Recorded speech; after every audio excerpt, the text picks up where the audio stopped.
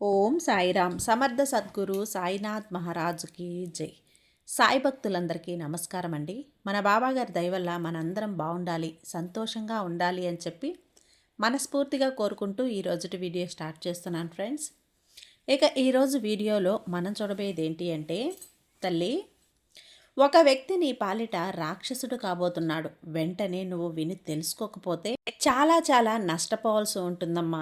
కాబట్టి ఇది నీకు సరైన సమయం. నువ్వు ఖచ్చితంగా తెలుసుకొనే తీరాలి బిడ్డ.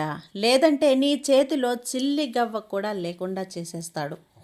నీ జీవితంలో నిన్ను రోడ్డుకి ఈడ్చేస్తాడు. నేను అడుక్కునే స్థితికి తెచ్చేస్తాడు.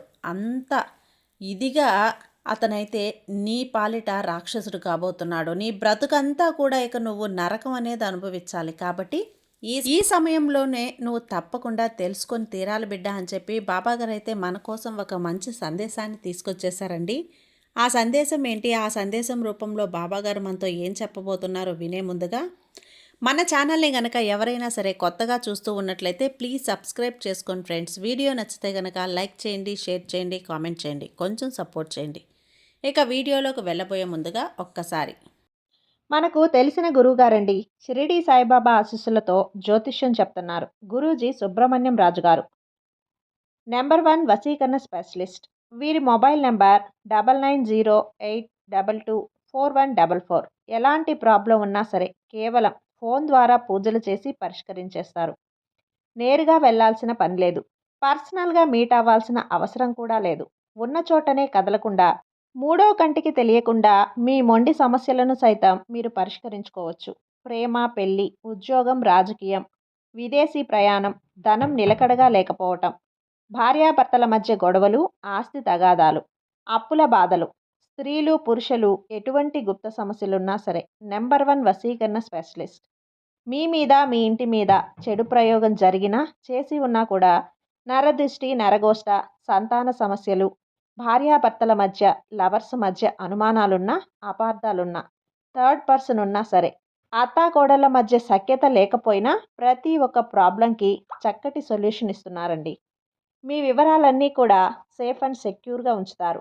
మీకే కాదు, దేశ విదేశాల్లో ఉన్నవారు ఎలాంటి ప్రాబ్లమ్స్నైనా సరే పరిష్కరించుకుంటున్నారు. ఎంతోమంది విదేశాల్లో ఉన్నటువంటి వారు, దిక్కుతోచని పరిస్థితుల్లో అయోమయ స్థితిలో ఉన్నవారు ఇప్పుడు గురువుగారికి కాల్ చేసి వాళ్ళ ప్రాబ్లమ్స్ని సాల్వ్ చేసుకొని ఈరోజు హ్యాపీగా లైఫ్ లీడ్ చేస్తూ చాలా సంతోషంగా ఉన్నారు. కాబట్టే స్క్రీన్ మీద ఉన్నటువంటి నెంబర్కి ఒక్కసారి కాల్ చేయండి. మీ ప్రాబ్లమ్ని గురువుగారితో పంచుకోండి. ఖచ్చితంగా గురువుగారు మీ ప్రాబ్లంకి సొల్యూషన్ చూపిస్తారు.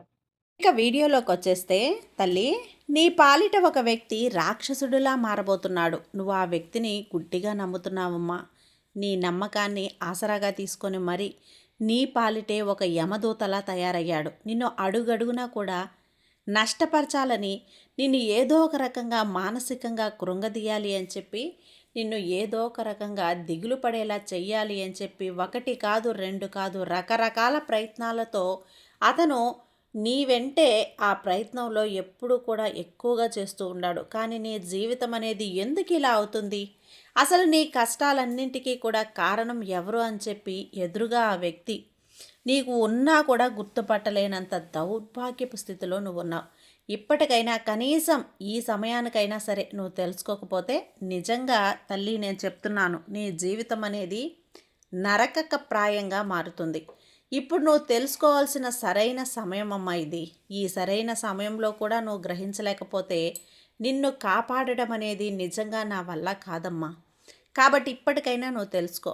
బాబా ఎవరు, వాళ్ళు ఏం చెప్తున్నారు, నా పాలిట ఏ వ్యక్తి రాక్షసుడిలా మారబోతున్నాడు, నా జీవితాన్ని నాశనం చేయాల్సిన అవసరం ఆ వ్యక్తికి ఎందుకు వచ్చింది, అలా చేయటం వల్ల ఆ వ్యక్తికి కలిగే ప్రయోజనం ఏమిటి, ఇదే సరైన సమయం అని చెప్తున్నారు కదా, ఆ వ్యక్తి ఎవరో తెలుసుకోవటానికి నేను సిద్ధంగా ఉన్నాను, దయచేసి నాకు వివరంగా చెప్పండి అని చెప్పి అడుగుతున్నావు కదమ్మా. అయితే ఈ సందేశంలో ఉండే పూర్తి అర్థాన్ని నువ్వు గ్రహించాలి అంటే నేను చెప్పే ఈ చిన్న కథని నువ్వు జాగ్రత్తగా విను. ఒక ఊరిలో ఒక తండ్రి కొడుకు ఉన్నారు. తండ్రి ఎంతో కష్టపడి సంపాదించి కొన్ని ఆస్తులను అయితే కూడబెట్టి పక్కన పెట్టాడు. ఇక చిన్న వయసులోనే తన కొడుకు తల్లిని కోల్పోతాడు. అయ్యో, తల్లి కూడా లేని బిడ్డ కదా అని చెప్పి కొడుకుని అల్లారు ముద్దుగా గారాబంగా పెంచుకుంటాడు. అయితే ఇలా గారాబంగా పెంచుకోవటమే అతని పాలిట ఒక శాపంలాగా కొడుకు మారాడు. ఎందుకంటే మాట వినకపోవటం, చెడు వ్యసనాలకు బానిసవ్వటం, ఇంటి పట్టున ఉండకపోవటం, స్నేహితుల మాయలో పడిపోవటం, ఇలా చేస్తూ ఆ పిల్లవాడు తన జీవితాన్ని తానే నాశనం చేసుకుంటున్నాడు. ఇదంతా కూడా ఇలా జరుగుతుంది. నువ్వు ఆ అబ్బాయికి వాళ్ళ తండ్రి ఎంత చెప్పినా కూడా వినిపించుకోలేదు. నెత్తి నోరు కొట్టుకొని చెప్పినా వినే స్థితిలో అయితే లేడు పిల్లాడు. ఇక తండ్రికి వృద్ధాప్యం కూడా వచ్చేసింది. ఒకటే దిగులు. తన కొడుకు ఎలా బాగుపడతాడు, తన వ్యసనాల నుంచి ఎలా బయటపడతాడు, తన జీవితాన్ని ఏ విధంగా సంతోషంగా మార్చుకుంటాడు, అసలు వీడి జీవితం ఇలాగే వెళ్ళిపోతుందా అని చెప్పి తండ్రిగా ఎప్పుడూ బాధపడుతూనే ఉండేవాడు. ఒకరోజు రాత్రి ఆ కొడుకు గురించి బాగా ఆలోచించి రెండవ రోజు తన కొడుకును పిలుస్తాడు. తన తండ్రిని అరుస్తూ తిడుతూ తండ్రి దగ్గరకు వచ్చి నిల్చుంటాడు. ఏంటి, ఎందుకు పిలిచావు? నా పనేంది? నాకు పనుంది, నేను బయటికి వెళ్ళాలి. ఏం కావాలి నీకు, త్వరగా చెప్పు, వెళ్తాను అని చెప్పి చాలా పొగరుగా మాట్లాడతాడు. ఆ కొడుకైతే ఏం లేదు బాబు, నేను ఇవ్వాలో రేపో చనిపోతాను, నాకు తెలుస్తుంది. నా వయసు కూడా అయిపోయింది. నా చేతుల్లో బలం కూడా లేదు. నా కాళ్ళు నడవడానికి కూడా నాకు సహకరించడం లేదు. నేను నీ యొక్క సమయంలో 2 రోజులు నాకివ్వు. నేను చనిపోయేలోపు నేను నిన్ను ఇన్ని సంవత్సరాలు పెంచినందుకు కృతజ్ఞతగా, తండ్రిగా నా మీద ప్రేమను నువ్వు చూపించకపోతే వదిలేసేయి, కానీ నేను దానికి బాధపడను. కాస్త నీకు ఇన్నాళ్ళు కూడా కాస్త మంచో చెడో కాస్తంత ఆస్తితో పోగు చేసి పెట్టాను కదా, దానికోసం విలువనిచ్చైనా సరే నీ సమయంలో నుంచి నాకు ఒక 2 రోజులు సమయం నాకు ఇవ్వు అని చెప్పి అడుగుతాడు. ఈ ముసలోడికి పోనీలే ఇస్తాను, ఈ చేతస్థమై ఎక్కువైపోతుంది, నా వెనక ఎందుకు ఇలా పడ్డాడు, సరే పోనీ 2 రోజులు అంటున్నాడు కదా, 2 రోజులు తన కోసం టైం అయితే కేటాయిద్దాం, నాకు ఇంతటితో ఈ నస వదిలిపోతుంది అని చెప్పి, సరే అట్లాగే ఈరోజే మొదటి రోజు, ఏం చేయమంటావో చెప్పు అని చెప్పి అంటాడు. అదిగో అక్కడ ఒక బీరువా ఉంది కదా, దాని పక్కన గదిలో ఒక బీరువాలో ఒక స్టూల్ ఉంది, ఆ స్టూల్ మీద ఒక గడియారం ఉంది, ఆ గడియారం తీసుకురాపో అని చెప్పి చెప్తాడు. ఆ ముసలోడికి ఇప్పుడు ఈ గడియారంతో పనెందుకు వచ్చిందో అని మనసులో తిట్టుకుంటూ గదిలోకి వెళ్ళి ఆ గడియారాన్ని అయితే పట్టుకొని తన తండ్రి దగ్గరకు తీసుకొస్తాడు కొడుకు. బాబు, ఈ గడియారం చూసావు కదా, ఇందులో టైం ఎంత ఉంది అంటే 10 గంటల 15 నిమిషాలు అయింది అని చెప్పి చెప్తాడు. ఈ గడియారాన్ని తీసుకుని వెళ్ళి పెద్ద మార్కెట్కి వెళ్ళు, మన ఇంటి దగ్గరలోనే పెద్ద మార్కెట్ ఉంది కదా, పెద్ద మార్కెట్ దగ్గరికి వెళ్ళు. పెద్ద మార్కెట్ దగ్గరికి వెళ్ళి ఒక్కొక్క కొట్టులోకి వెళ్ళి, అంటే ఒక్కొక్క షాప్లోకి వెళ్ళి ఈ గడియారం ధర ఎంత పలుకుతుందో అడిగిరా. నువ్వు అమ్మొద్దు, ఎవరికి ఇవ్వద్దు, జస్ట్ నువ్వు ఎంత ధర పలుకుతుంది అని చెప్పి మాత్రమే అడిగిరా చాలు. ఇది చేసిపెట్టు నాకు ఈ రోజుకి అని చెప్పి అంటాడు. సరే పోనీ, ముసలోడికి గడియారం విలువ తెలుసుకోవాలి అనుకుంటున్నాడేమో, అడిగితే పోతుంది కదా అని చెప్పి గడియారాన్ని తీసుకొని ఆ పిల్లవాడు మార్కెట్కి అయితే వెళ్ళిపోతాడు. అక్కడ ఆ పిల్లవాడైతే మార్కెట్కి బయలుదేరి ఒక కొట్టులో అడుగుతాడు. అయ్యా, ఇది ఎంత పాతదైపోయింది, మహా అయితే దీనికి ఒక 300 రూపాయలు వస్తాయి, కానీ ఒకటి చెప్తాడు, ఇంకో కొట్టులోకి వెళ్తే ఇది దేనికి పనికొచ్చి పాత ఇనుపు సామాను కింద లెక్క, సరే పోనీ 500 ఇస్తాను అని చెప్పి ఒకడంటాడు. ఇంకొకడేమో 200, ఇంకొకడేమో 100, 600. ఇలా ఆ పిల్లాడికి చివరికి 600 కంటే ఎక్కువ ఎవ్వరూ ₹1 కూడా చెప్పలేదు. ఆ పిల్లాడికి సరే అని చెప్పి మా ఇంటికి వచ్చేసి వాళ్ళ నాన్నకైతే చెప్తాడండి. నాన్న, నేను అన్ని షాపుల్లో అడిగాను, ఎక్కడ అడిగినా కూడా తక్కువే, 200, 100, 300, 400, 500 ఈ విధంగా చెప్పారు. చివరికి ఒక షాప్లో మాత్రం 600 చెప్పారు. అంతకు మించి ఎక్కడా కూడా ₹1 కూడా రాదు. ఎక్స్ట్రా ఇస్తాను అని చెప్పి కూడా ఎవ్వరూ చెప్పలేదు.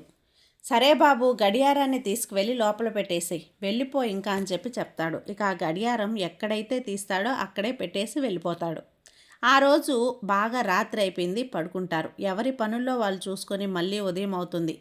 అప్పుడు చక్కగా స్నానం చేసి వాళ్ళ నాన్న దగ్గరకు వస్తాడు. నాన్న, నేను బయటికి వెళ్తున్నా అంటాడు. అదేంటయ్యా బయటికి వెళ్తున్నానంటున్నావు, నాకు 2 రోజులు సమయం ఇచ్చావు కదా, ఒక రోజు అయితే అయిపోయింది, ఈరోజు నాదే కదా, నువ్వు నాకు చేసి పెట్టింది, ఇక రెండవ రోజు, ఈరోజు నువ్వు చెప్పిన మాట ప్రకారం నా మాట వినాలి అని చెప్పి చెప్తాడు. సరే ఏం చేయాలి చెప్పు. నిన్న తీసుకొచ్చిన గడియారాన్ని మళ్ళీ తీసుకురా అని చెప్పి చెప్తాడు. ఆ గడియారాన్ని తీసుకొని వస్తాడు. ఈ ముసలోడికి పని పాట లేదు. పోయేవాడు పోకుండా గడియారం వెనక పడ్డాడేంటి అంటూ మనసులో తిట్టుకుంటూ గడియారాన్ని తీసుకొని వస్తాడు. బాబు, ఇప్పుడు ఈ గడియారం తీసుకొని పెద్ద మార్కెట్కి వెళ్ళి ఇక ఇప్పుడు గడియారం యొక్క విలువ ఎంత అని చెప్పి అడగొద్దు. ఆ గడియారము సమయం ఇప్పుడు ఎంత అయ్యింది? ఒక 11, 12 అయ్యింది కదా. ఆ తిరుగుతున్న సమయం విలువ ఎంత అని చెప్పి నాకు తెలుసుకొని రావాలి అని చెప్పి చెప్తాడు. సరేనని చెప్పి ఇంకా వాళ్ళ నాన్న ఇంకా ఒక్కరోజు పని చేస్తే తనకి ఫ్రీడమ్ వచ్చేస్తుంది అనుకుంటాడు. 2 రోజులే కదా అన్న వాళ్ళ నాన్న అడిగింది. సరే అని చెప్పి సంతోషంతో మార్కెట్కి అయితే వెళ్తాడు. మార్కెట్కి బయలుదేరి మళ్ళీ నిన్న అడిగిన కొట్టుల్లోనే అడుగుతాడు. నిన్న అడిగిన కొట్టులకే వెళ్ళి అడుగుతాడు, ఈ గడియారంలో సమయం ఎంత అయింది కదా అని. ఈ అయిపోయిన సమయం యొక్క విలువ ఎంత అని చెప్పి అడుగుతాడు. ఆ కొట్టు వాళ్ళు, అరే నీకేమైనా పిచ్చా? నిన్న గడియారం అమ్మడానికి వచ్చావు, ఇప్పుడేమో సమయం విలువ అంటున్నావు. నీకేం పిచ్చి పట్టలేదు కదా, వెళ్ళు అని చెప్పి అంటాడు ఒకడు. ఇంకొకడు కొట్టులోకి వెళ్తే, నీకు ఎట్టూ పని పాట లేకుండా ఉన్నావు కాబట్టి గడియారం పట్టుకొని తిరుగుతున్నావు. కొట్లు అంబడపడి నువ్వు ఈ కొట్ల నుంచి వెళ్ళిపోతావా లేదా అని చెప్పి మొహాన్ నుంచి గెంటేసి ఆమెను గేటేసేస్తాడు. ఇంకొకడైతే ఏకంగా వెళ్ళిపోవయ్యా అని చెప్పి భుజం పట్టుకొని మరీ నెట్టేస్తాడు. ఇలా 6-7 కొట్లు, 10 కొట్ల దాకా తిరుగుతాడు. చివరికి ఒక కూరగాయలు అమ్మే వ్యక్తి దగ్గరికి వెళ్ళి అడుగుతాడన్నమాట. అతను అంటే కష్టం యొక్క విలువ, సమయం యొక్క విలువ. ఆ వ్యక్తి, కూరగాయలు అమ్మే వ్యక్తి, గడియారం పట్టుకొని, అబ్బాయి ఇందులో తిరిగిపోయిన సమయం యొక్క విలువ ఎంత అని అడిగేసరికి ఆ ప్రశ్నతో గొప్ప విలువ అనేది కనిపిస్తుంది అతనికి. కనిపించి, బాబు నిన్ను ఈ మాట ఎవరు అడగమన్నారు? మా తండ్రి గారు అడగమన్నారండి అని చెప్తాడు. ఇక ఆ తండ్రి అడగమన్నాడు అనే మాట చెప్పగానే అతనికి అసలు విషయం మొత్తం తెలిసిపోతుంది. నువ్వేం పని చేస్తావు బాబు అని చెప్పి అడుగుతాడు. నేనేం చేయను, తిరుగుతాను. నాకు ఫ్రెండ్స్ ఉన్నారు, ఫ్రెండ్స్తో తిరిగి సాయంత్రానికి ఇంటికి వచ్చి ఒక ముద్ద అన్నం తిని పడుకుంటాను అని చెప్పి చెప్తాడు. ఓకే, నువ్వు ఇప్పుడు అర్థమైంది మీ నాన్న ఎందుకు అడగమన్నాడో. ఎప్పుడైనా కానీ గడిచిపోయిన సమయం, అది నిమిషమైనా, 5 నిమిషాలైనా, గంటైనా, 2 గంటలైనా, ఒక రోజైనా కానీ ఇక గడిచిపోయిన సమయం అంటే నువ్వు 1,00,00,000 రూపాయలు ఇచ్చినా అది తిరిగి రాదు. ఆ సమయాన్ని వెనక్కి తీసుకొని రాలేవు. ఇప్పుడు నేను నీ 1,00,00,000 రూపాయలు ఇస్తాను, నిన్నటి సమయం మొత్తం నాకు ఇస్తావా?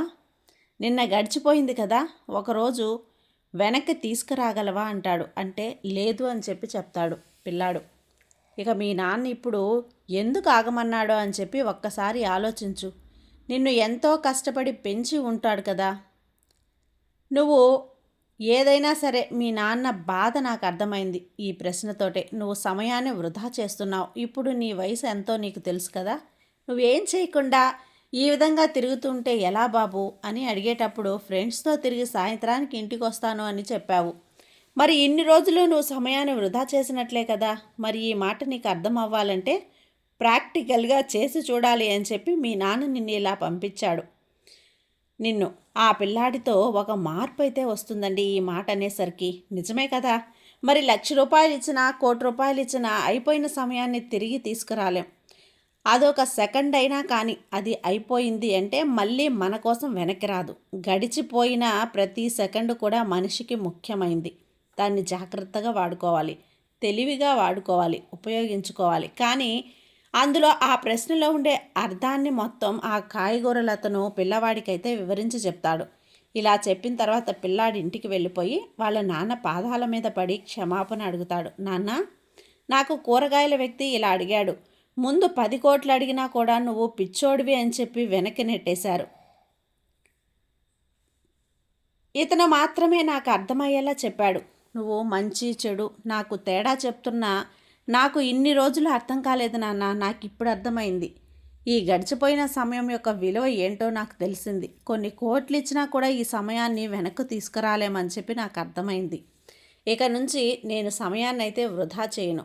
మన బిజినెస్లు ఇవన్నీ చూసుకుంటాను, నేను జాగ్రత్తగా చూసుకుంటాను, కొత్త బిజినెస్లు స్టార్ట్ చేస్తాను అని చెప్పేసరికి తండ్రి కూడా చాలా సంతోషపడిపోతాడు.